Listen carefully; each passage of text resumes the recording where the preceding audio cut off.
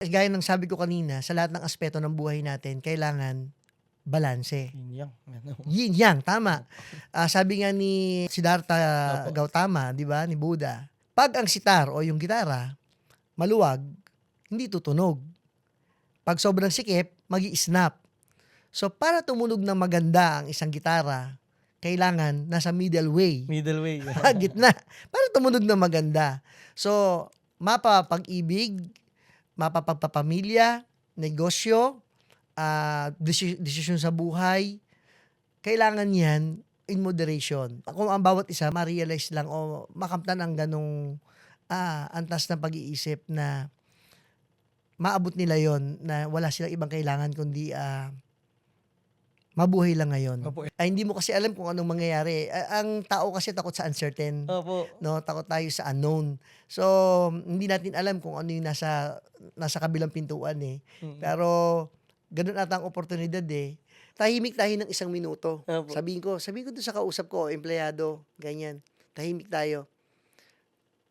1, 2, 3, tahimik na kami. Tapos sa katahimikan na yun, marirealize niya, ang tagal pala ng 1 minute. Yun yung sinayang mo, Opo. no? Na lagi kang late. Hindi lang, late lang yung kinikwento ko, no? Opo. Pero ang aking ibig sabihin ay yung sa buhay natin, marami tayong Na sinasayang oras. Opo. na oras, no? Sa mga walang kwentang bagay. Ang mga susunod niyo pong mapapanood ay ang aking pakikipagtalakayan kasama si Mr. Raymond Hernandez o mas kilala sa kanyang page na Kavakachong. Siya ang President CEO ng RSRH Livestock Corporation, Refined Choices at Beef Deli. Paalala lamang po, may iba't iba po tayong kaalaman, pagkatao, pananaw at pamamaraan dito sa mundo. Ang mahalaga po ay parating pag-ibig ang ating pairalin at katotohanan ang lagi nating hanapin. May masasabi at masasabi po kaming mga mali at mga opinyong hindi kayo sumasang-ayon. Piliin po muna sana nating umintindi at umunawa bago humusga. Pawang 2 tao lamang po kami na nagkikwentuhan at sinusubukang magkaroon ng isang makabuluhang usapan. Bago po muna ang lahat, nais po naming pasalamatan ng Imprenta 31 ang aming sponsor at kaibigan. Pakipindot po muna ang like at subscribe button bilang suporta. Mga minamahal na kapatid, ako po si Baste and this is Epic. Sir Raymond Hernandez ng RSRH. Sir, maraming salamat po sa pagpapaunlak sa invitation ko na may guest kayo. May kwento ko lang po sandali yung background. Kung di nyo po nalalaman, isa akong mahilig magluto. Isa akong culinary, hobbyist lang naman. Pero passionate cook ako, pero wala naman po akong formal training. So, isa ang steak sa pinaka-paborito kong niluluto at pinaka-paborito kong pagkain. Mhm. Tapos, nung natuklasan ko po yung company nyo mga around 4 years ago, nagbago buhay ko. Hindi kasi tuwan-tuwa po ako kasi dati frustration natin dito sa Pilipinas, yung quality na baka. Quality na baka na uso po dito yung Batangus na medyo, alam natin, may katigasan. Kasi yung traditional na pag-grow. Nung nakapunta po ako sa company nyo po, sa store nyo, yung quality po ng beef, tsaka yung proseso nung buong from growing to, nakita ko yung growing to pagkakatay, Mhm. sobrang nakakatuwa na makakita ka, finally, meron ng negosyante sa Pilipinas na talagang tumalon, Yes. na sumubok maging iba, na sumubok na mag-integrate ng technology ng iba. So parang at the same time po kasi, sa totoo lang sa akin, nung binili ko siya, ang mura. Mhm. So para talagang, pwede na ako magluto ng steak nang hindi nauubos yung pera ko. Tama. So, nakakatawa kasi baka ang OA nung pagkakwento ko kasi sa totoo lang, sa isang taong sobrang hilig magluto ng baka, sobrang thank you po talaga na sinimulan niyo po yung company niyo. So, sir, maraming salamat po sa opportunity na to. Hindi ako makapaniwala nandito kayo sa room ko. So, sir, punta na po tayo sa unang-unang tanong. Sir, para po sa inyo, kung merong 3 bagay na susi para makamit yung success, ano yun? 3 bagay para makamit ang success. Una, kailangan meron kang goal, no? Na siya yung iyong tinitignan na nakaset lang ang mata mo doon, nakafocus ka lang doon sa goal na yon. okay mag-ambisyon, no? Yeah. Pero iba kasi ano, nananaginip lang, walang Oo. ginagawa. So, kailangan tayo may ginagawa tayo dun sa ambisyon natin na yun, no, yung goal natin. Ikalawa, yung determinasyon mo para mangyari yun, maging realidad yung goal na yun, no? So, at ikatlo, yung goal at determinasyon na yon na it comes to a reality, hindi mo siya isipin na para sa'yo lang siya. Kailangan binabahagi mo yun, no? Sa mas nakararami. Kasi lahat ng mabuti, masarap yan ibahagi. Totoo. Totoo Di po ba? yun. Totoo po So yun. siguro yun yung tatlo na pwede mo malinaw na goal at meron kang determinasyon to do that, no? Yung kung ano man yung purpose mo. Maging ano pa magbabaka, janitor, teacher, caregiver, o sa politika, yung ano ba tawag doon, mga politician. So kailangan malinaw sa iyo 'yon, no? Para ma-achieve mo 'yon, maging realidad siya. Opo. Sir, bali, salamat po. Napakaganda ng sagot. Atras po muna tayo ng onte. Oh, sige. Sir, matanong ko lang po, paano po ba nagsimula yung istorya ng success nyo para sa inyo? Ano 'yun? Bali 1960. Ang tatay ko kasi 10 anyos pa lang nasa matadero na. Kumbaga, baka na rin po talaga ang ano nyo. No? Oo, pero trabahante lang yung Opo. aking ama. At yung pamilya namin, pareho sa tatay, sa father side at saka sa mother side, hindi kami basta mahirap, hindi kami galing sa mahirap na pamilya. Galing kami sa pinakamahirap na pamilya ng Tondo. So, imagine mo, no? So, ano ba ang maituturo sa iyo ng isang taong mahirap, no? O pinakamahirap, no? Sabi nga ni Catriona Gray, silver lining. Ayan. Hindi kami kasi naturuan ng academics eh. Kaya hindi ako ganong matalino. Baka nga ang aking IQ, ano lang, 80, 85 lang eh. Sure, I doubt. Totoo yan, bumabagsak pa ako sa reading, red marks pa ako noon eh. Hindi ako confident sa aking pag-i-Ingles at pagsusulat ng Ingles. Hindi ko naman akalain sa buhay ko na makikipag-usap ako sa mga foreigners, Yun nga, na English. Meron pang accent. At yun nga, yung father ko, dahil sa matinding kahirapan nila ng magulang ko, mami at daddy ko, naging masipag sila, no? Kasi tinanong ko sila yung mother ko tinanong ko, "Mami, paano niyo nagawa 'to?" Sabi ng gano'n, "Paano niyo naitayo 'to itong negosyo natin na 'to?" So nag-pause siya, sabi niya, "Kahirapan." Matinding kahirapan. Yun lang ang sagot niya, gano'n lang kasimple. Tapos hindi naman sila nakapagtapos ng pag-aaral. Ano lang sila, elementary nga lang, hindi pa nga graduate. Katunayan, yung sulat nga ng mami ko hanggang ngayon, kala mo pang grade 2. Pero ang utak nila, Opo. brilliant, no? Tsaka napakasipag talaga nila. Opo. Bilang anak ng isang mahirap, ang tinuturo lang sa amin araw-araw, "Anak, huwag kang mayabang. Anak, huwag mataas ang lipad mo. Baka lumagapak ka." Ganon. Sabi ko, may formula yung pag-unlad sa buhay. Kasi yung pag-unlad, hindi naman necessarily kailangan yumaman ka eh. Opo. No? Yan. Opo. Hindi kailangan, yung joy na meron ka ngayon lang hindi yung bukas. Opo.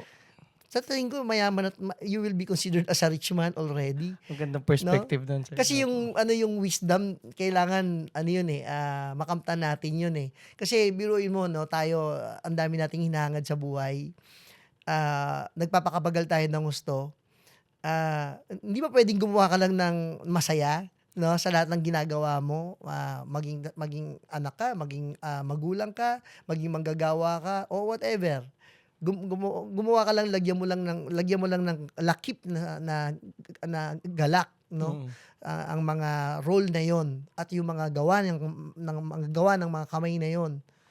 Sa tingin ko, ikaw ang pinakamayaman na tao sa buong mundo. Tagumpay na yun. Tagumpay, no? So kung marirealize lang ng tao na ang lahat ng mga ginagawa natin ay wala namang kabuluhan, no? You just need to be kind, every day. Ganyan. Maging inspirasyon ka. I think Opo. You will leave a legacy.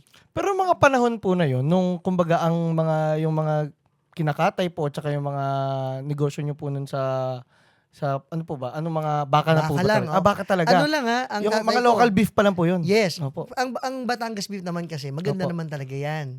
Ngayon na lang pumangit yan. Ganun. Oo. Pero nung araw talaga napakaganda ng mga karning baka natin, no? Hanggang ngayon meron pa rin naman.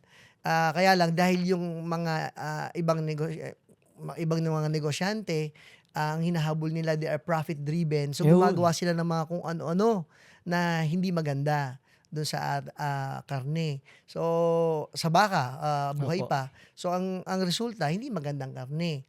At hindi magandang kalidad, bumababa ang kalidad ng karne.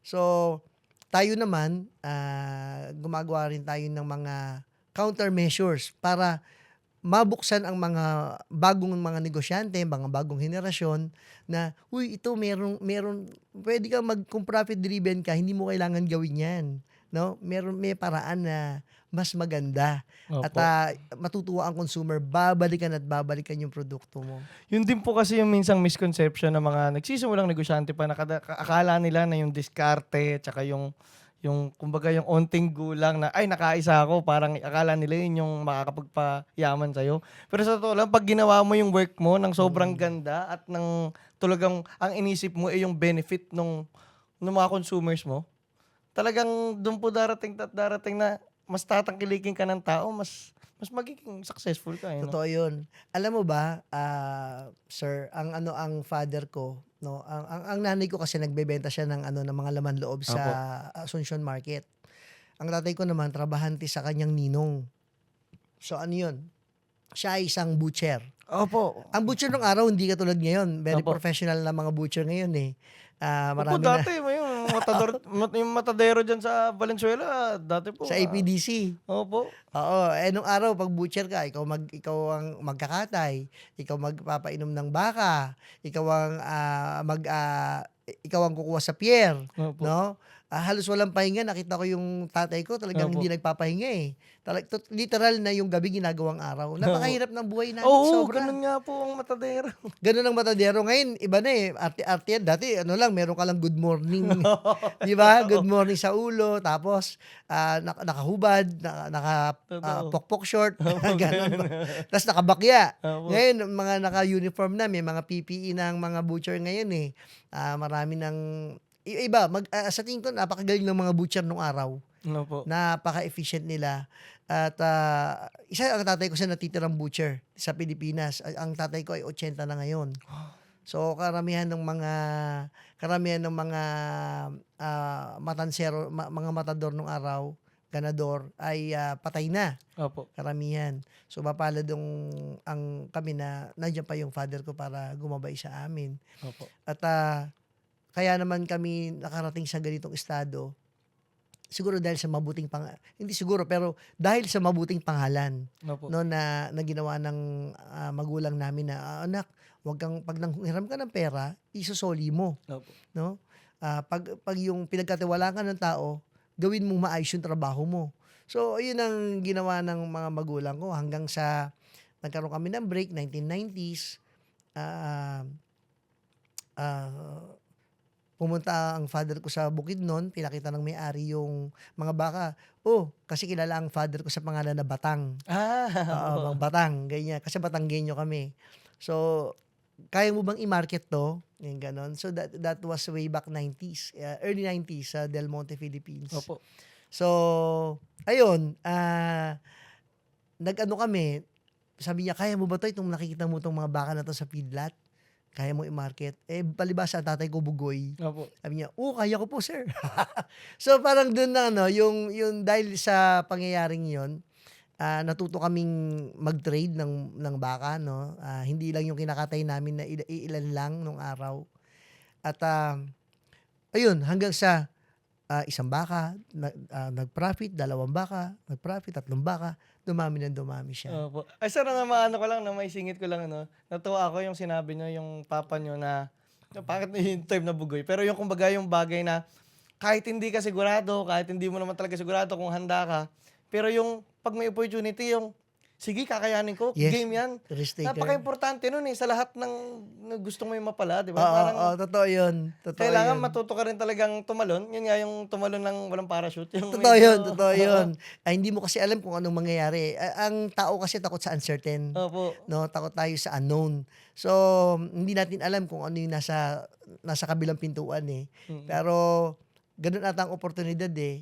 At maganda ang tinuro niya kasi sa amin yung Opo. mga values na ayun nga, maging mabuti kang tao, huwag kang manloloko ng tao, magbayad ka ng utang, ganyan. Opo. Hanggang ngayon, tinuturo naman namin sa mga pamangkin namin Opo. yung mga values na yon. Wag kang masakit magsalita, mga Ayun ganon. nga po eh. Tsaka, yun sa narinig ko nga po kanina, sinabi niyo po na, na wag ka lang, hindi, yung, kumbaga, nagsimula kayo nagsimula kayo sa isang baka, naging Oo. dalawang baka, naging tatlong Oo. baka. Yung po yung di ba, yung medyo unti-unti. Ang tunay na success, hindi siya mabilisan. Hindi siya Oo. one night process overnight. Opo. Hindi. Kasi kahit ako, guilty ako dito kasi bilang naging bata po ako nagsimula magnegosyo, 19 years old. Mhm. Tapos nung dami ko rin sinubukan, yung ang dami mong ideas, subok na parang tapos tuwing magkakaroon ng plato, yung parang wala nangyayari, suko. Or ba't parang ang bagal ng progreso, tigil. Pero parang nung na-figure out namin na, hindi, long term, kung gusto mo tumaya sa isang bagay, tumaya ka ng 3 taon, 5 taon. It takes time. Parang ano yan, parang puno na may bunga na kailangan mo maging patient na antayin na mahinog yung bunga. Totoo. Kasi pag kinain mo agad yung bunga, hindi pa naman siya hinog, di mapait yun. Marami kasi na gigil, may ambisyon, pero atat din. Oo. Mahirap maging atat eh. Walang patience eh. Opo. Kaya importante yun talaga. Yung meron siyang kailangan mo magantay talaga. Opo. Katunayan, nung bata kami, ang tatay ko, dahil panganay yung tatay ko sa 5 magkakapatid, gigisingin kami yan. Hahampasin niya yung pintuan. Hoy! Magsigising na kayo! Ganon. Tanghali na. Palibasa ang tatay ko medyo may palamura nung bata Opo, siya. syempre, Batanggenyo eh. Batanggenyo. Di ba? Kayo mga tanghali na, walang mangyayari sa buhay nyo. Tatayo kami, no? Pungas-pungas kami, titingin kami sa relo namin. Anong oras na ba? Tanghali na. 4:00. Tanghali na. Biruin mo yun. Kaya nainggit kami, yung mga kamag-aral namin na nga nagbabasketball, na alam mo yun, na nasa gimikan. Kami, biruin mo, ang bata namin, nagtatrabaho na kami sa bahay. Oo. Meron kami kanya-kanyang toka sa bahay. Ang ganda na, no? Pag hindi mo yun, yung disiplina na yon, pag hindi mo ginawa yung mga toka sa bahay, palo kami ng sandok Opo. sa nanay naman namin. So, grabe yung disiplina na inabot namin at nakita naman, nagbunga naman siya ngayon. Opo, yun nga yung napaka-importante rin na magsisimula talaga yung core ng isang tao sa mga magulang talaga, no? Kasi parang Totoo. napaka-importante nung role ng isang magulang. So parang magandang mensahe nga sa mga magulang na talagang kung paano rin maging magulang, aralin din nila paano maging tama magulang na natignan nila yung balanse na kung paano Balanse. ng pagpapalaki ng isang tao kasi kung paano mo trinato yung anak mo nung bata siya, napakalaki nung kinalaman nun sa pagtanda Totoo niya. yun. Oo, totoo yun. Hindi lahat ng bagay kailangan ibigay sa anak, no? Opo. Kailangan, tama yung word na sinabi mo, balanse. Opo. Reward and punishment, ganyan. So, kahit naman sa Bible, sinasabi naman Opo. yan, minsan ang anak kailangan supidin, no? Para lumaki siya ng may respeto, no? Opo. At mabuting tao. Tsaka, pero yun po, na-fascinate po ako sa kwento niyo sa papa niyo. Kasi yun nga po, nasabi niyo na matador, di ba? Matador po sila. Pero, yung wisdom, sa tingin niyo po, saan po nang galing yung wisdom nila? Nandun po sila sa environment na sa totoo lang, ang chaotic ng isang matadero At dahil, sa squatter. opo, di ba? Pero sa tondo. tingin niyo paano or saan nang galing yung wisdom na yun? Kasi, yung mga ganong klaseng pagpapalaki, hindi po lahat ng magulang, kahit dati ganun. Siguro yung malaking bagay yung eksperyensya. Opo. So, nandun yung nakita ko pa nga, bata pa nga ako noon eh. Nakita ko mga pang-api ng tao, pang mamaliit, ganyan. So, malaking bagay yung mga yun. O, wala kang pera. mga realidad ng buhay, no, na magpapatibay sa isang tao. Yun. So, sakit, no? Betrayal ng isang kaibigan. Mm. So, or kanegosyo. So, marami yun. Maraming bagay para tumatag tayo. So, yung mga failures naman na nararanasan natin, wag natin masyado siya parang yakapin. Feel the feeling. Pero tayo agad. No? Yun. Next step, ano yung next step na? Oo, kasi damayin mo, gusto mo umiyak-iyak ka, o gusto magmukmuk ka. Pero wag kang magstay doon. Totoo. No? Kasi hindi naman yan permanente. Kailangan mong brush off, no? Para patuloy lang ang buhay. Tsaka focus on the learning, di ba? Yes, Opo. yes, yes. Sir, matanong ko naman po, di ba po yun nga, nandun na kayo sa industry na rin ng baka. Pero paano po siya nag-transition? Ayun na, yung RSRH na nakikipag-collaborate na kayo sa Australia. Na naging ganun na yung quality at ganun na yung operations. Ano yun eh? Paano yung transition? Ngayon kasi, we are 55 years na kami ngayon Opo. sa industriya ng baka. Nung araw kasi maraming magbabaka sa Opo. Pilipinas. Hindi kami miyembro ng mga Cattle Feedlot Association or mga Federation of Cattle Raisers, ganyan. Kasi unang-una, ang kategory namin ay meat dealer. So wala kaming pagmamay-ari ng feedlot at hindi rin kami slaughterhouse operator. So pag may mga meeting, may mga convention, hindi kami kasama. Malakas na kami sa palengke. Bumibili lang kami sa mga feedlotters. Ganyan. Tapos magkakatay kami, distribute.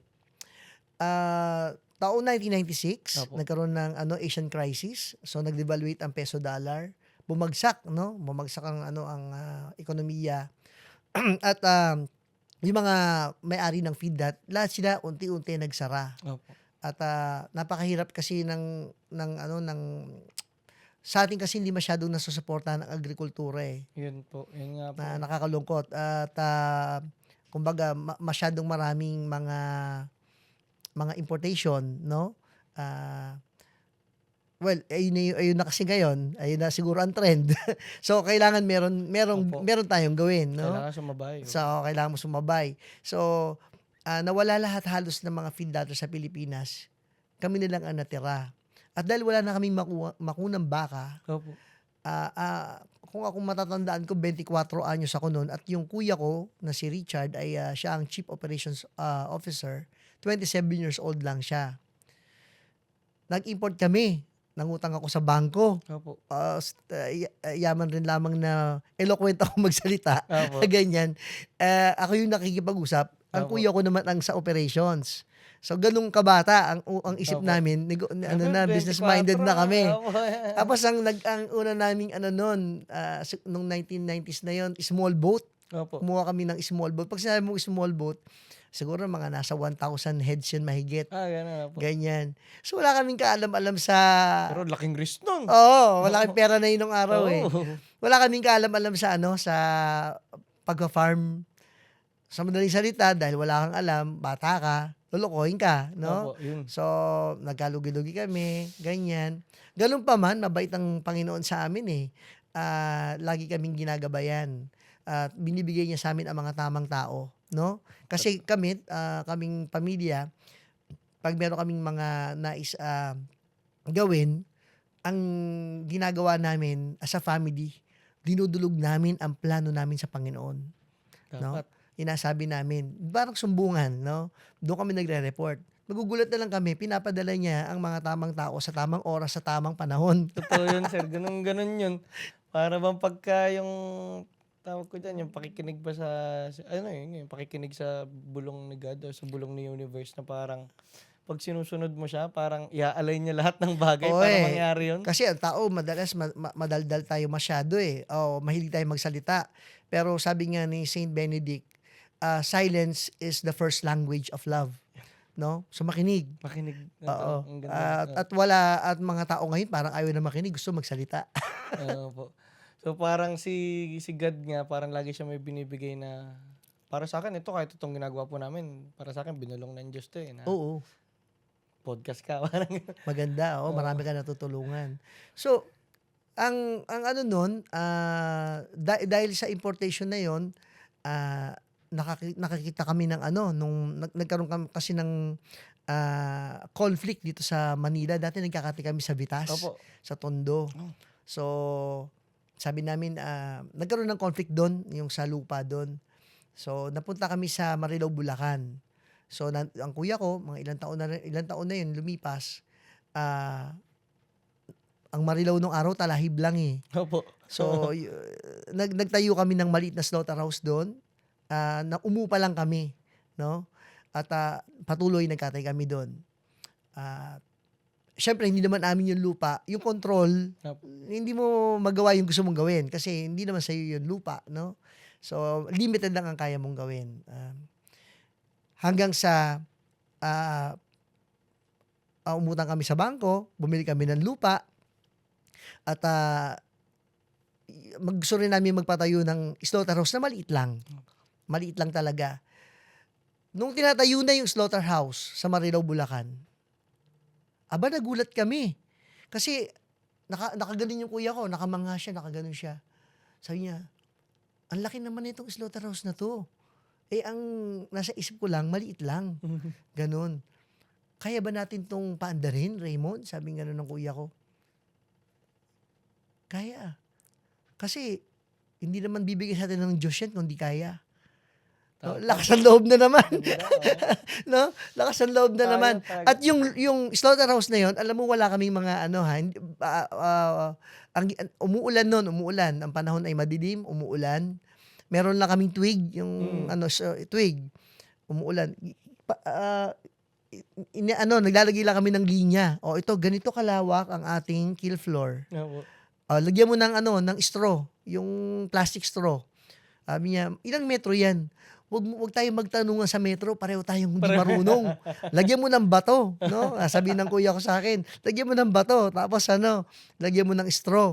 Ayan na, ganyan kalawak, ganito kahaba, length, width, ang height, ganito. Okay. Ganito kalaki yung ating. Ganun lang, nag-drawing na kami sa lupa. Tapos, nagkaroon kami ng adjustment hanggang sa, ayun na, natayo na yung RSRH na meat plant. Opo. At tuwa kami, no? Kasi, first time namin magkaroon ng ganong meat establishment. Opo. At dahil lumaki kami sa maruming pagkakatay sa Pilipinas, halos ganun tayo eh. Yun nga eh. Di ba? Totoo lang. Marumi. Kasi, Saka nakakaawa yung mga, pag isang yung mga lumang klase ng pagkatay. ay, pagpasok mo palang mabaho na. Alam mo yun? Pagpasok mo palang sa matadero, mabaho na. Tapos yung baka, ang natin dyan, binabali yung buntot para Yun yung sumunod. nakakaawa. Tinutusok ng steel, yung puwet para umandar. Hindi pala kailangan gawin yun. Meron pala tayong tinatawag ng mga flight zone, point of balance, Opo. para sumunod scientifically Opo. yung mga baka. Meron ka lang kailangan gawin na dapat dito ka sa likod, dito ka sa harap. Paano mo siya mapapa-forward? Opo. Paano mo siya mapapa-backward? Sa galaw mo lang. Ang galing na. No? May mga tinatawag tayong pressure, paano yung baka na aatras siya. Ganon. So, lahat ng yun ina-apply namin. Kasi nung araw, nung naalala ko, nung bata kami, ang matadero, very manly environment yan eh. Opo. So, nagmumurahan. Ganun. Which wala naman, murahan lang. Opo. Tapos, sigawan ng sigawan, ganyan. Ang baka sinasaktan. Opo. No? Yun, oo Minsan hindi pa patay yung baka, bubusan na ng tubig, at tatanggalan na ng balat, ganun. So, yung dumating yung Australia kasi kami ay accredited kami ng Australian government. Opo. Meron kaming yung SCAS accreditation, yung Exporter Supply Chain Assurance System o SCAS, kung saan kami ay nag-a-adhere sa humane slaughtering. Okay. So, pag sinabi mong nag-a-adhere ka, mula sa farm, kailangan ang baka hindi siya na-stress. No? Wala kailangan mga sharp na masasaktan yung baka. No? Pag siya nilagay mo siya sa transport, sa hauler, truck, kailangan hindi siya na-stress. At hindi rin siya kailangan, yung may standard, may pamantayan Opo. kung ano itsura ng truck mo. Ganon. Pag in-unload mo siya, nilagay mo siya sa slaughterhouse, kailangan may pamantayan din kung ano itsura ng slaughterhouse mo. At pag kinatay mo na siya, so ang gamit namin ay captive bolt kasi karamihan pa ngayon matador. Minsan nagmamatador kami dahil nauubusan kami ng bala. Napakamahal kasi nung Apo, yun. bala. So, yung captive bolt na yon, hindi naman yung bala ang pumapasok sa ulo ng baka, kundi yung gatilyo. Apo. Yung bala lang ay starter. So, pagpasok ng gatilyo na yon, diretso na. Wala nang naramdaman yung baka. Hindi siya Hindi na-stress. siya na-stress. Kasi pag nag-contract din yung muscles, di ba, at magtitigas din siya. Titigas yun. Opo. So, ngayon, pag yung baka, bumagsak yon, ang turo sa amin sa SCAS, kailangan hindi namin yun gagalawin hanggang hindi siya napuputulan ng hininga. Yeah. So, binibigyan namin ng dignidad ang kanyang kamatayan. Napakalaking bagay din. Oo. Talaga. So, kami, nagulat nga, may mga visitor kami sa planta eh. Ba't nakatayo lang tayo? Anong gagawin? Ay, nag-aantay po kami na mawala ng hininga yung baka. Ganon. So, pag wala na siyang hininga, dun lang namin siya gagalawin. No? So, Napakaliit na bagay pero napakahalaga. Oo, napakalaga. Kahit po sa ano nyo na lang, ayun yung sa pagtingin nyo sa buhay nyo, parang yun sa ayun dun sa yung humane na klase ng pagtrato dun sa negosyo mo kasi kumbaga importante rin yung mga baka. Do kahit kinakain natin sa napaka-importanteng vital sila po dun sa negosyo nyo, di ba? Totoo yun. Tapos yung itong nakaraang taon, dahil syempre nag-i-import tayo sa Australia, nag-reach out sa amin ang Meat and Livestock Australia. Sabi niya, "Uy, Hernandez Brothers, baka gusto niyong magbigay kami ng technical assistance." Anong technical assistance? May bahid ba yan? Alam mo ng Pilipino gusto libre. Oo. Di ba? Baka may bahid po yan eh. Ay, hindi wala. Sa Australiano yung kausap namin. Ano lang, ang gagawin nyo lang, hatid sundo nyo lang yung consultant, pakainin nyo, yun lang, wala kayong babayaran. So, 3 months yon na nag-extend ng another 3 months. Solid. At sa panahon na yon, mga panahon na yon, tinuruan kami yung SCAS na natutunan namin, ano lang pala siya, ano ba to?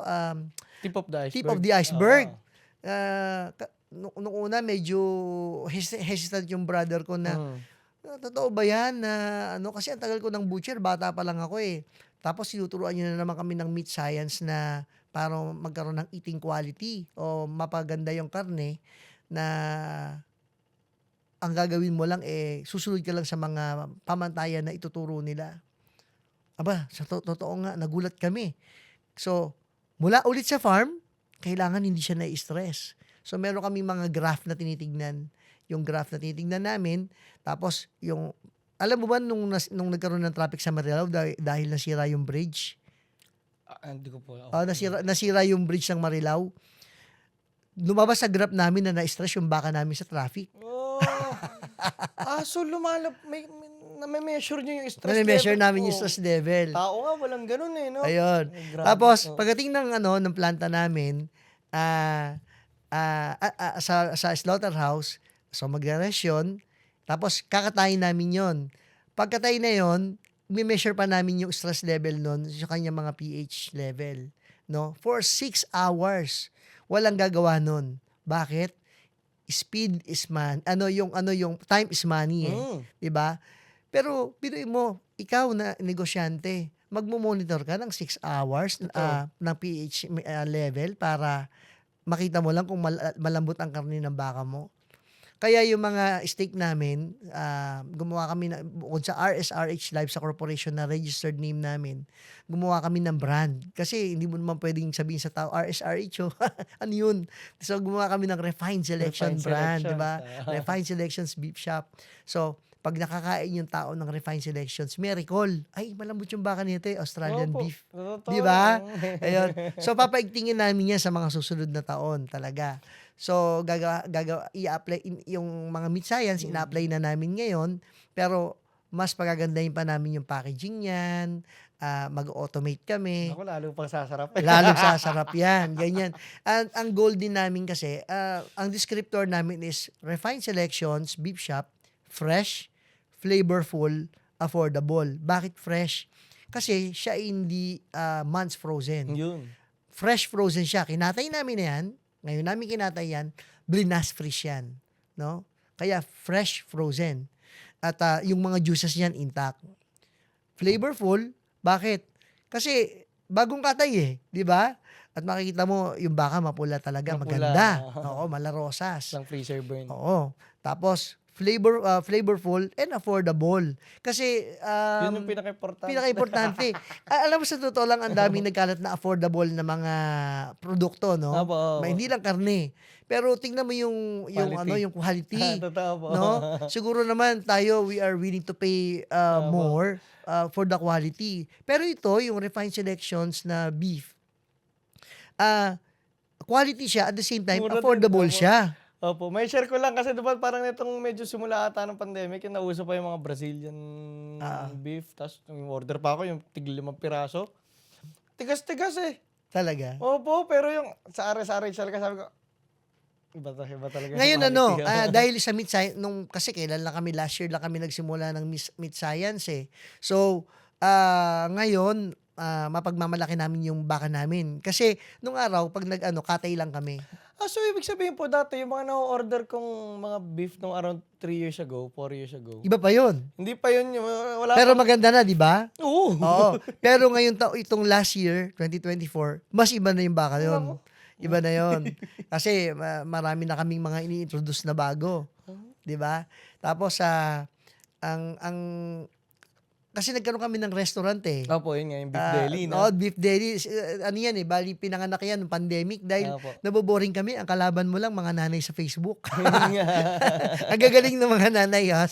Saludo ko sa mga negosyante na mga ganun, no? Kasi doon tayo nagsimula eh, no? At ang daming lumabas na mga entrepreneur nung panahon ng pandemic. Nakakatawa, di ba?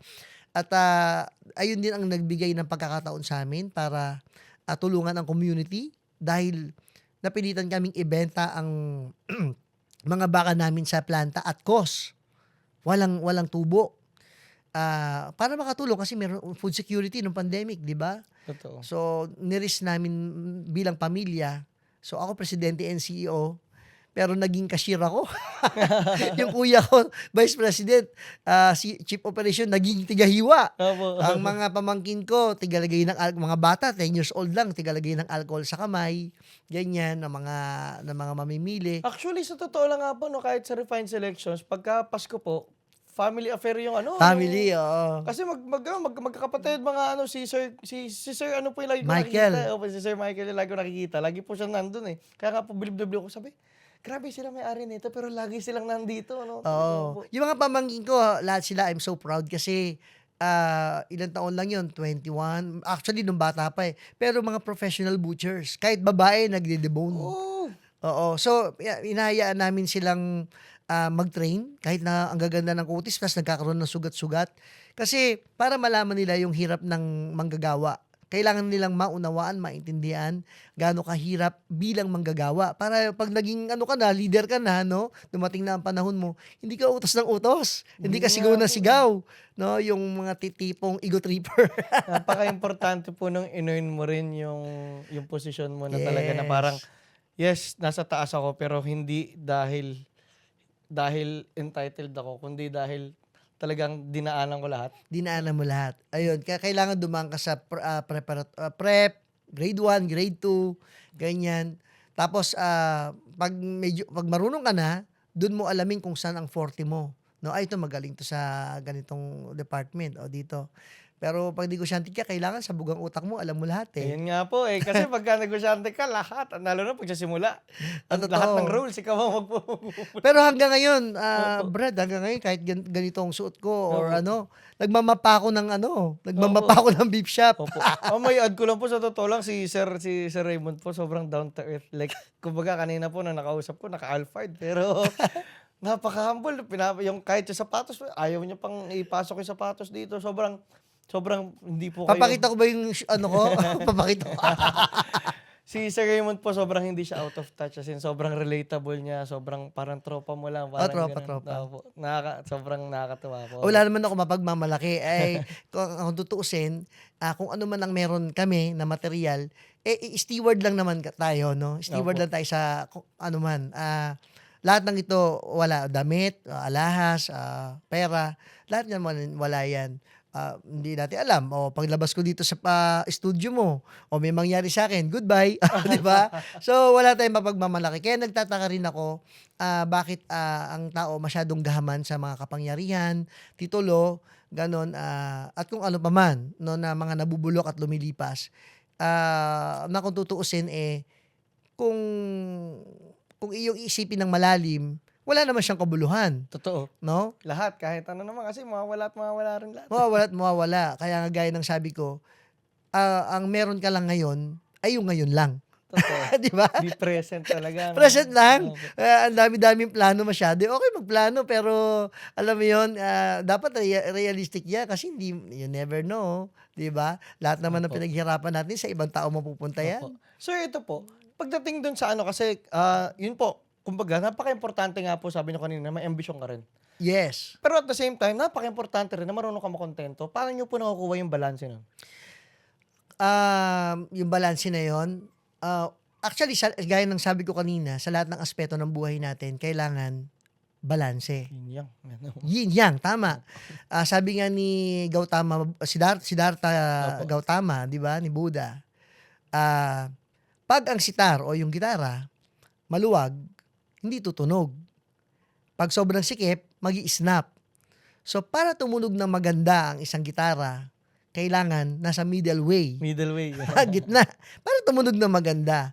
So mapapag-ibig, mapapagpapamilya, negosyo, desisyon sa buhay, kailangan yan in moderation. Okay, yung alak, ganyan, o sigarilyo, 'di ba? Pag sobrang ginawa mo sa katawan mo, di papahama ka niyan, 'di ba? Opo. Dapat middle lang. Opo. So, nakakatawa na philosophical din po kayo. Na nagulat ako na nag-quote kayo ng Buddha. Oo. Kasi sa negosyo po, bihira yung may ano sa philosophy. Sir, yun na po, matanong ko, bakit, ano po yung importansya ng nag-aaral ng mga ganong bagay, ng mga philosophy para sa buhay?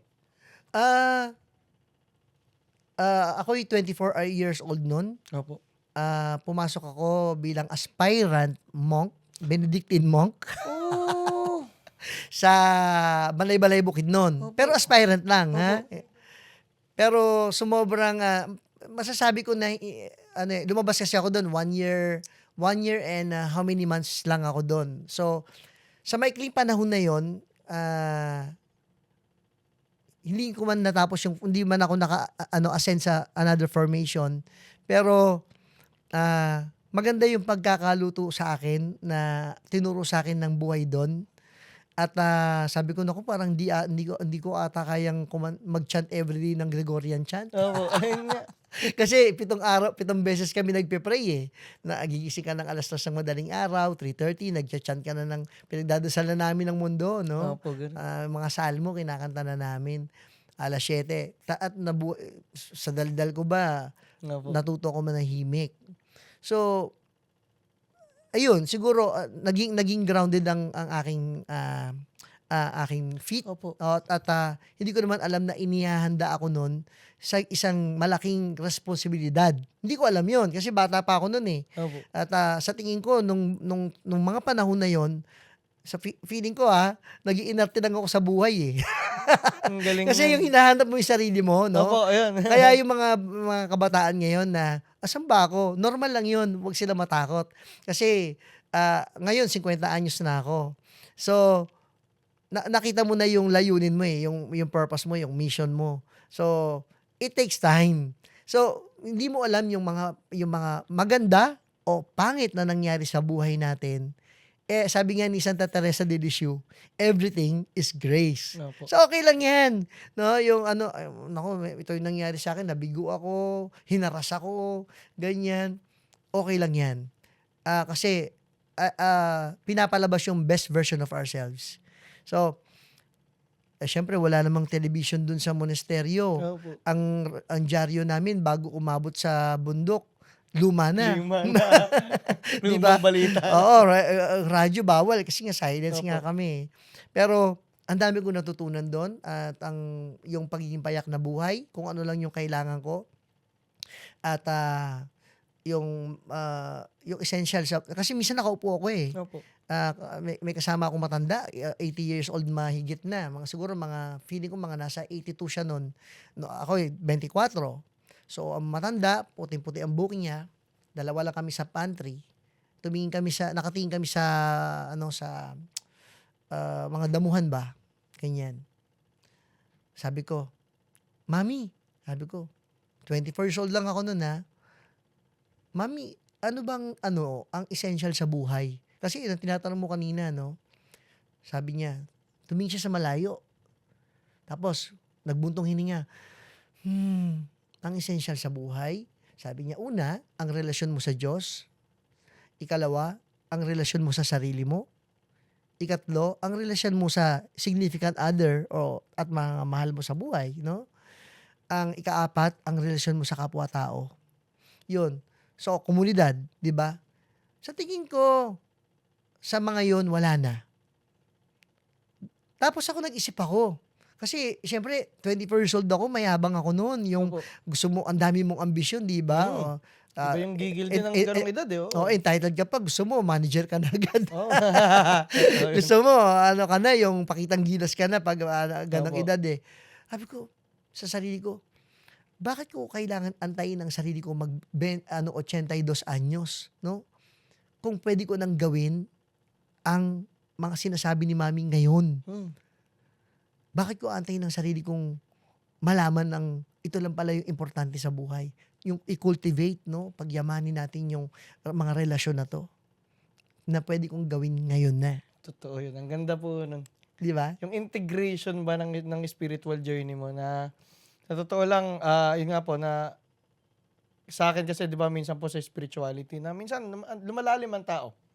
Pero hindi nakakabalik dito sa reality para gamitin lahat ng natutunan o ng lahat ng realizations para dito sa mga pang-araw-araw na buhay natin. Totoo. So nakakatuwa po sa'yo na tuwan-tuwa ako nung na-share niyo na spiritual din kayo kasi sa totoo lang, ako rin po isa yan sa fascination ko po talaga, spirituality.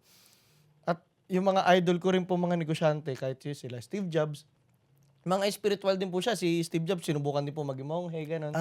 So parang ngayon po, nung kunento niya yan, parang tuwa ako. Hinahanap natin sarili natin eh. Opo. Tapos, binigyan lang ako nung pamphlet ni St. John of the Cross. Hanggang sa binasa ko na yung mga writings ni St. John of the Cross, Teresa de Avila, Santa Teresa de Lisieux, ganyan. At ang maganda, alam mo, hiningi ko yung pangunawa kasi malalalim yung mga writings nila. At natutuwa ako kasi na-apply ko siya sa buhay ko. At yung kung ano man yung natutunan ko sa monasteryo, ngayon bilang administrador sa kumpanya namin, Opo. dala-dala ko siya, pinapamalas ko siya doon sa Kita-kita aming rin. planta. No? Kaya pag nagpunta ka sa amin, ang mga tao disiplinado, magalang, Totoo. ganon, may disiplina, ganon, may mga respeto sila. Ganon. Ay nadala ko siya. Nadala ko siya sa yung pamumuhay Sa na totoo yun. lang po, may share ko lang. Pag nasa RSRH ako, it's a very happy experience sa akin. Talaga. Kasi po matagal, pag tando po ako, tumatambay pa ako, tinitignan ko lahat ng baka, tapos kinakikipagkwentuhan ako doon kay sir, yung sa kapatid nyo. Kasi parang yun nga po, kahit yung mga butcher po, kayong mga tao doon, talagang lahat sila accommodating, lahat sila warm. Yes. Na parang yun po, nakakatawa na yung kultura po pala talagang sinadya nyo, dapat ganun talaga. No? Oo, kasi minsan sasabihan ko sa mga tao ko para maging kapakipakinabang kasi minsan nabe-burnout tayo, di ba? Okay. Routinary yung ginagawa natin.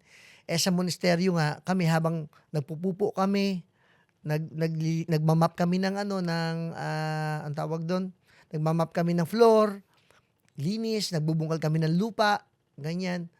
Nagpe-pray kami. No, may layunin, pagpray namin yung mga yumao, pagpray namin yung mga nasa war, ganun kung ano yung maibigan mong i-pray. At ganun din ang sinasabi ko sa mga tauhan ko. Habang naghiwa ka ng karne, isipin mo kung saan mo siya i-dedicate, no?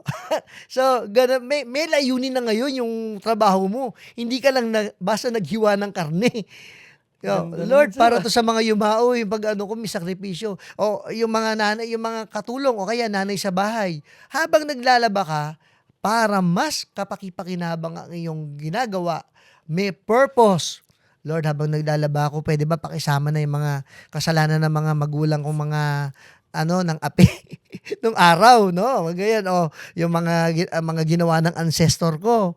O, di ba? O yung mga dysfunctional family, baka Lord pinipray ko sila, Lord, kasi kahit paano sakit din maglaba, ha? Opo. Nagkakasugat Oo, ang kamay sakit. natin, ha? Tsaka sa likod, di ba? So yung mga maliliit na sakripisyo na yon, mga ordinaryo, no, na bagay na hindi natin akalain na we can turn ordinary things into extraordinary. Pag No? nilagyan mo ng purpose na. Binigyan mo ng purpose. Ang Yun. ganda rin. So, sa totoo lang ha, like napapag-usapan namin yung purpose, pero kung paano mo siya dinetalye sa isang simpleng aktibidad, Oo. bagong-bago, kasi dami ko naman na-interview, bagong-bagong ano yun na, kahit yung simpleng yun nga, yung kung ano mga activity, kahit pag nag-work ka, kung ano man nasa harap ka ng computer, kung lalagyan mo nga ng intention and purpose na, sabihin na natin kahit hindi sa mga religious na tao na kahit hindi pray, pero yung alalahanin mo na parang, ito kunyari, itong ginagawa kong, kunyari yun nga, sa naglulutong cook sa restaurant na ginagawa ko Hindi lang to. nagluto ka lang, no? Itong bawat luto ko na to para yung anak ko mamaya sa bahay masaya siya or may makakain siyang masarap or kaya ako inaano to para yung kakain na itong pagkain na niluluto ko nakangiti pag kinain niya at pag kinagat na to parang ganun, di ba? Totoo yan. No? Nakakatuwa. O kaya, magbibigay ka ng pagkain sa may sakit. So, hindi, nilagyan mo siya ng, may kalakip siyang pag-ibig. No? Yun. Sa lahat ng ginagawa natin, kailangan lagyan natin ng pag-ibig. Pag-ibig. Kasi, nararamdaman yan eh. No? Opo. At, ang pag-ibig nagpapagaling kahit ano pa man yan. Totoo. Di ba? Totoo po. Yan din po ang mensahe namin dito sa Epic. Kahit nga po sa introduction namin na importante laging pag-ibig ang pinapairal natin. Kasi kahit sa lahat po ng activity, pag nilagyan mo ng pag-ibig, laging maganda ang resulta. Parang gano'n. Totoo yun. Totoo yun. And you will never go wrong. Opo. Sir, medyo naman tayo. Medyo gumaang naman tayo. Sir, ano po ba? Anong tinapos nyo ng college? Ako, ang tinapos ko, dahil sabi ko nga hindi ako matalino nangungopia nga lang ako doon. Pero hindi, matalino Lalo kayo. na sa mathematics. Nako, nangungopia lang Ay, ako ako rin, dyan. bobo ako sa Bagsak ako dyan eh. Nagpapatutor pa nga ako eh. At kumbaga, ang tinapos ko ay Bachelor in Science, Major in Psychology. Psych po kayo. Psych, Kaya oo. po pala. Tapos nagtrabaho ako, nag-OJT ako sa Kapatiran Foundation ng ilang taon. At actually, dahil mabagsik kasi ang tatay ko nung bata ako. Gusto ko nga mag-drugs noon eh. Sabi nyo. Oo, gusto ko mag-drugs kasi ang higpit ng tatay ko. At medyo pangalawang anak ako sa 5, ako yung medyo rebelde. Mukha lang santo santito. Ganun po. Pero sa kwarto ko, meron akong yung mga bote ng Gilbis. No. Iinimin ko yun pag galit ako sa tatay ko eh. Opo. Iinimin ko yun straight, no? Wala akong chaser, wala akong tubig. Kasi nagre-rebelde ako. At ang gagawin ko, dahil rebelde nga ako, nawala ako. Opo. Yung kung bakit, yung yung doon sa tinanong ko, yung sa psychology. Psychology. Opo. Ayun, dahil nga rebelde ako, nag-take muna ako ng BS Psychology. At hindi ko akalain, dahil ayoko ng math. Parang gano'n na hindi nyo talaga plinano rin. Hindi ko naman alam na lahat pala ng bagay may math May pala. mata na. Totoo. May math pala. So, ang nangyari, maganda pala itong pinasok ko kasi hindi ko nga alam kung ano yung ibig sabihin ng psychology eh. Opo. Hindi ko alam dahil gaya ng sabi ko, ito totoo to, average lang talaga ang utak ko. At hindi ko akalain na, alam mo yun, hindi sa hinagap na magkakaganito ang buhay namin eh. O ito ang magiging role ko sa buhay. Kasi nung bata ko, pag nadaan ako ng Makati, natutuwa ako sa mga taong naka-suit, coat, tie, Tama. ganyan. Sana ganyan din ako, kaya lang malabo yan. Kasi ngayon pa lang, ang mga magulang ko sa palengke, ang baho, madugo, marumi, ganyan. So, imposible. Pero ito ngayon, no, iba gumalaw ang Panginoon eh. So, yung BS Psychology na yon, pagkatapos ko graduate, so akala ng tatay ko, magaling ka na pag graduate ka. Sa school naman, ang pinag-aralan natin, 15% lang naman ang magagamit mo experience eh. pa rin. Diba? Experience na nagturo sa'yo eh. So, self-learning ako, bumili ako ng mga libro ng mga marketing, management, accounting, taxation. Yung taxation nga 74 ako diyan. Siguro yung teacher ko pinasalang ako dahil summer class yun, ginawa ko Oo. 75. Hindi ko akalain na ngayon sa estado ko na to. Kailangan siya. Oo, tumatayo ako para Opo. magbigay ng mga empowerment about taxation. Tumatayo ako sa mga Chamber of Commerce para ipamahagi Opo. this is what Knowledge. this is what we will do, no, para maprotektahan ang sarili natin, para maayos ang libro natin, ma-navigate natin ang ating mga books of account. Hindi ko akalain na magiging Maging gano'n. ganun nga, dahil nga dati, no? 74 lang tayo dati. Ganun. So, Di mo we talaga never know. maboy. We never know. Tapos, wala rin naman akong hilig masyado sa baka noon, no? Pero ngayon ay, nung bata nga pala ako, no? Nung nagsisimula ako sa aming kumpanya, maliit lang yon, meron akong, portrait sa aking harapan ng lamesa ko. Ang nakalagay doon, love your work. Ay, Everyday binabasa ko yon. Kasi I don't love my work. At ang gusto ko kasi maging pare or maging doktor. opo. Pero ang tatay ko, tinadyakan ako at siniksik ako doon. Actually, kaya ako nawala sa monastery. Opo. Dahil forcefully, Opo. talaga, Pinagtrabaho ko. pinagtrabaho talaga ako sa kasi nga, nakiusap siya na, hindi kami nakapag-aral hindi namin alam kung anong gagawin namin. Yung negosyo nun, kumbaga, nag-i-start na mag-pick up, no? Mm. Ganyan. Kaya, yun naman, tumulong naman ako bilang obedient son. Ganun. At, ayun, awa ng Diyos, ito na kami ngayon. Sa totoo lang Gumanda po, na. sir. Naku, buti. Ako yung selfish side ko lang, buti pinilit kayo ng tatay nyo. Kasi nag-i-enjoy ako doon sa mga baka Oo. Hindi, tsaka hindi natin alam kung anong meron, di ba? Oo, kaya ngayon nung in-embrace ko siya, siguro early 30s ako nung in-embrace ko na yung negosyo namin Kasi ayoko nga ng negosyo namin. Nung in-embrace ko siya, ito na, dire-diretso na. At tulong-tulong kami magkakapatid. Ayun ang maganda doon. Merong magaling sa ganito, merong magaling sa operation, may magaling sa finance. At ako naman kasi lang ako doon para akong tiga-kalma. Kasi siguro nagamit ko yung aking Yung pagiging bonghe nyo po. Oo, nagamit ko doon. Pag meron kaming mga malalaking problema na dumarating, nakatayo lang ako o nakaupo lang ako in stillness. Ganun. Tapos kahit ganunin mo ako, talagang yung mind ko nakafocus lang, no? At magdadasal ako sa Diyos.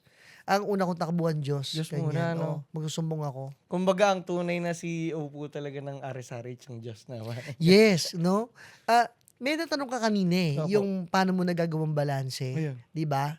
At kasi alam mo, sir, ang nun, nagagawa ko siyang balanse kasi yung titulo ko, Opo. hindi siya pupunta sa utak ko. Lahat kami magkakapatid, no? Titulo lang yun Opo. Kaya nagugulat ako sa mga ibang tao na nagkaroon ng titulo, nag-iba na. Ay, oo, totoo. Oo, may naranasan din ako noon Hindi ako kinausap kasi na-promote daw siya. Ang kausapin ko raw yung assistant niya. Yun. Kaba na sa'yo. Oo, nangyari sa akin yun nung nagma-marketing ako noon. Tapos, so una yun, no, yung balanse na ikwento mo kanina. Tapos, hindi rin namin, yung mga tao, ang tingin sa amin, uy, ang laki nila, ang ano nila. Ganon, di ba? Ang tingin sa amin, number 1 si RSRH, ganon. In reality, hanggang ngayon, hindi namin naiisip yun. Kasi nagtatrabaho lang kami, yung lab lang namin yung ginagawa namin. Work lang kami ng work. Hindi rin kami nakikipagkompetensya kasi yung kompetensya that is healthy yan Opo.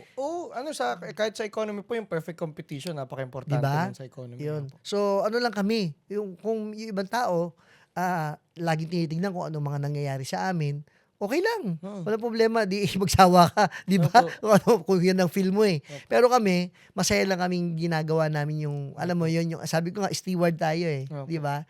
Gawin mo lang yung binigay sa'yo ng Diyos. At para pag dumating yung araw, tinanong kanya, ano bang ginawa mo? Ay, ito po, Lord, di ba? Pinagyaman ko po yung pinagkatiwala niyo sa akin, di ba? At hindi lang yung pinagkatiwala niyo, ako man ay kumbaga naging bunga ako noon at pinamahagi ko po ang sarili ko. Hindi Opo. lang yung ginawa ng mga kamay mo, pati ang sarili mo you share. Ito po. You know? Sa totoo lang po, sir, yung mga makakapanood po nito, napakaraming wisdom kagad na matututunan dun. Ito po, punta naman pa tayo sa ano po, sir, yung, kung punta tayo sa technicalities ng Okay. pagiging CEO. Aha. Pagdating po sa management ng tao, ano po yung mga importanteng mga payo na papapayo nyo sa mga nagsisimulang negosyante para makapag-handle nga ng tama ng tao? Sa pag-manage ng tao, syempre, kailangan, meron tayong mission and vision at meron tayong core values. So, iba-iba yan, bawat kumpanya. So, kailangan ang mga hinahire mong tao, align sila sa mission and vision na yon at sa core values na itinatag ng bawat kumpanya. Kaya nga minsan sinasabi, sir, hindi ako dito, hindi ako para dito kasi hindi ko kultura to. So, okay lang, let her go. Kasi hindi nga siya para doon. At may mga tao naman na kailangan alagaan mo sila eh. Alam mo yon. Dahil ang mga tao na ito, katuwang mo sila sa hanap buhay. Hindi sila basta tao lang. Opo. Kasi karamihan nakita ko ganun, no? Yung tao lang. Ako, kilala ko pa nga yung mga tao ko. Kailangan, bigyan mo sila ng halaga. Makita nila yon. At pero sa totoo lang, in general, mas marami ang ungrateful sa grateful, Totoo. 'di ba? Opo. So kasama 'yon. Oo, kasama yun. Ini-expect ko, hindi ko ano 'yon, expected 'yon. Opo, Sabi si Kristo nagpagaling ng 10 Leper? may leper, Opo. 'di ba? 10 may ketong. Opo. Pero isa lang ang nagpasalamat. Opo. So sabi ko sa sarili ko, sino ka? Okay. Sino ka, Raymond? Para Para mag-expect. mag-expect, 'di ba? Ayun nga, Panginoon na eh. Opo. Isa lang yung nagpasalamat eh. Kaya ako, people come and go, ganyan. Pasalamat ka, good, well and good. Kung hindi, okay lang, 'di ba? Pero yung usually mga people na grateful sa mga natatanggap nila o whatever, ay yung mga ginagantimpalaan ng universe, no? Ay ang ginagantimpalaan ng Diyos. Ganon. At alam mo naman ang Diyos, pag nagbigay yan, sabi nga, siksik liglig at umaapaw, hindi mo kailangan hingin. Ikaw yung susuko. Pero pag ikaw ay kinuhanan, wala ka na, kinukuhanan ka pa. Wala ka na sa palad mo, Totoo. kinukuhanan ka pa. Totoo. Kasi Ganun nga. 'di ba? Kasi nga ungrateful na tao ka. Opo. So yun lang, ibigay mo na 'yung sarili mo. So, sa naman po, sa pag-manage ng finances, ano po yung mga may papayo nyo sa mga tao para ma-manage nila ng tama yung mga pera nila? Siguro ang magulang ko, lalo na 'yung nanay ko, hindi kami mahilig sa mga sosyalan kasi. At lumaki kasi kami, hindi nga kami nakaka-attend masyado ng party. Hanggang ngayon, oo. Ano lang kami, bahay, simbahan, trabaho, ganun lang. Medyo boring ang buhay, no? Pero, ang mapapayo ko, maging frugal ka. Sa pagkain, okay lang yan. Bigyan mo yung katawan mo ng nourishment. Pasiyahin mo siya. Pero yung mga excess, na hindi naman kailangan, siguro, natin yun, itago natin, pagyamanin natin yung naiipon natin na yun. Huwag masyadong ma-expenses na sa mga walang katuturang bagay. Yun lang siguro. Yung mga, kumbaga, yung ego-driven na mga binibili lang, no? Na, kumbaga, Oo, lalo na ngayon, di ba? Pag nag-ano ka sa Lazada, Social media, oo. tuwan-tuwa ka eh. Ganun. Yung essential lang, ano ba yung kailangan mo? Actually, tinuruan tayo ng pandemic kung ano lang ang kailangan natin, di ba? So, kaya lang, wala talaga eh. Ang tao, natutuwa, nagiging masaya ang tao in general sa mga bagay na nahahawakan, nalalasahan, Opo, yun. 'di ba, nakikita, nararamdaman, 'di ba? On senses, 'di ba? Pero paano kung wala na yung mga 'yon? So, naturalmente ata 'yon. Opo. Mm. Sir, may share ko lang po kanina, nagpo-podcast kasi lagi rin ako nakikinig ng podcast. Napanood ko kanina, dopamine expert yung yung guest. May share ko lang, i-relate ko lang po doon sa sinabi nyo na yung sa Lazada na ngayon, pagka di ba, minsan araw-araw ka magche-check na mabibili. Tapos minsan may mafi-fixate ka sa isang bagay na gustong-gusto mong bilhin. Tapos hanggang di mo siya nabibili, hindi ka napapakali. Pero sa totoo lang, di mo naman talaga kailangan. Totoo. parang nasabi po nung scientist na yun na may dopamine addiction problem po ang tao ngayon. Kasi parang adapted daw ang tao na yung dati hunter-gatherer pa lang tayo. Wala naman masyadong maraming stimuli na nagpabibigay sa atin ng comfort at mga kung anong mga bagay na mga material na kung ano man.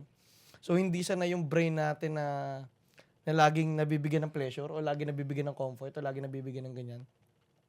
So maraming yung nangyayari sa atin minsan na yung mga pinagbibili natin. Parang ano lang daw yun. Minsan addiction na siya, hindi natin alam na addiction siya na hindi mo naman talaga kailangan, totoong hindi mo rin naman talaga siya gusto. Pero parang dahil hinahanap ng katawan mo yung dopamine tuwing nakakabili ka ng binibili mo. Pero mag-e-end up, marami ka dun, di magagamit, hindi mapapakinabangan. So, marami tayong sinasayang talaga, sa totoo lang. Oo. Hindi lang yung kwento mo na yan, hindi lang Opo. yan ang sinasayang natin. Opo. Minsan tingnan mo, upo ka sakay ka ng jeep, tingnan mo yung paligid mo, o kaya punta ka ng mall, o punta ka ng restaurant. Ang mga tao, masyadong maingay. Opo. No? Lahat busy, lahat pinag-uusapan ng buhay na may buhay. Upo ka lang, mag-obserba ka lang, ang daming sayang, di ba? Pag ang isang empleyado, ang employer at employee, pag bago magsimula ng trabaho, no, nung employment engagement, meron tayong promise bawal po tayo ma-late, bawal tayo mag-absent, ito po yung yung sa batas na pwede kang gumamit ng mga SIL, bla bla bla, ganyan. So, ngayon naging regular na. Lagi ng late, lagi ng absent. So, ngayon ko 'yon. Sabi ko, "Brad, may problema ka ba? Lagi kang late Ganun. "Sir, kasi ganito." So, hindi tayo nawalan ng mga kung ano-ano. Tignan mo yung orasan natin. Tingin ka. Pareho tayong dalawa. Hindi rin ako nagre-relo. Di ba? Gaya pareho tayong dalawa Opo. Tahimik tayo ng 1 minuto. Opo. Sabihin ko doon sa kausap ko, empleyado, ganyan. Tahimik tayo. 1, 2, 3, tahimik na kami. Tapos sa katahimikan na yun, marirealize niya, ang tagal pala ng 1 minute. Yun yung sinayang mo, Opo. no? Na lagi kang late. Hindi lang, late lang yung kinikwento ko, no? Opo. Pero ang aking ibig sabihin ay yung sa buhay natin, marami tayong sinasayang Na oras. Oo. na oras, no? Sa mga walang kwentang bagay. Ganun. Totoo po yun. Kaya yun nga na dapat kung titignan nila yung value ng time. Kasi yun yung Yes. time na hindi mo na mababalik. Oo. Napakaikli. Hindi ka Oo. sigurado kung kailan matatapos. Totoo. So parang kung ilalagay mo yung bawat oras mo ng lahat ng May kabuluhan. may kabuluhan yung oras, napaka-importante. Totoo yun. Totoo yun. Opo. So ano naman po, pagdating sa pag-scale naman ng negosyo.